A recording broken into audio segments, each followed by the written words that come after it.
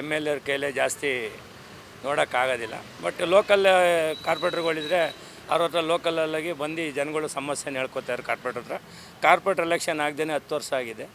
10 ವರ್ಷದಿಂದ ಜನಗಳು ಕಷ್ಟ ಸುಖ ಕೇಳೋಕ್ಕೆ ಎಮ್ ಎಲ್ ಎಗಳ ಹತ್ರ ಹೋಗೋಕ್ಕೆ ಸ್ಪಂದಿಸೋಕ್ಕಾಗ್ತಾಯಿಲ್ಲ ಜನಗಳಿಗೆ. ಎಲ್ಲಿ ಹೋಗ್ಬೇಕು ಅಂತ ಜನಗಳಿಗೆ ಗೊತ್ತಿಲ್ಲ. ಬಟ್ ಗೊತ್ತಿರೋರು ಹೋಗ್ತಾರೆ, ಗೊತ್ತಿಲ್ಲದವ್ರು ಏನೂ ಮಾಡೋಕ್ಕಾಗ್ತಾಯಿಲ್ಲ. ಬಟ್ ಅದಕ್ಕೆ ಲೋಕಲ್ ಬಾಡೀಲಿ ಕೌನ್ಸಿಲರು ಬೇಕು, ಕೌನ್ಸಿಲರ್ ಎಲೆಕ್ಷನ್ ಬೇಗ ನಡೆಸಿ ಅಂತ ಸರ್ಕಾರದಲ್ಲಿ ವಿನಂತಿಸ್ಕೊಳ್ತೀನಿ. ನಮ್ಮದು ಕೋಣನಕುಂಟೆ ವಾರ್ಡು ಸರ್ 195 ವಾರ್ಡು. ನಮಗೆ ಶಶಿರೇಖೆ ಜಯರಾಮಣ್ಣ ಅಂತ ಕೌನ್ಸಿಲರು, ಒಳ್ಳೆ ಕೌನ್ಸಿಲರ್ ಇದ್ದರು. ಬಟ್ ನಮಗಿಲ್ಲಿ ರೋಡ್ನೇ ರೆಡಿ ಮಾಡಿಲ್ಲ ಇನ್ನೂ.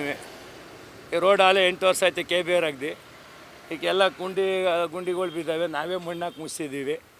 ಮೊನ್ನೆ ಒಬ್ಬರು ಲೇಡೀಸ್ ಬಿದ್ದಾಗ ಎಲ್ಲ ಕಷ್ಟ ಸುಖ ಎಲ್ಲ ನಾವು ಯಾರಿಗೆ ಹೇಳ್ಬೇಕು ಅನ್ನೋದು ಗೊತ್ತಿಲ್ಲ. ಬಟ್ ನಮ್ಮ ನಟರಾಜಲ್ಲಿ ರೇವಣ್ಣವ್ರು ಇದಕ್ಕೆಲ್ಲ ಸ್ಪಂದನೆ ಮಾಡ್ತಾರೆ.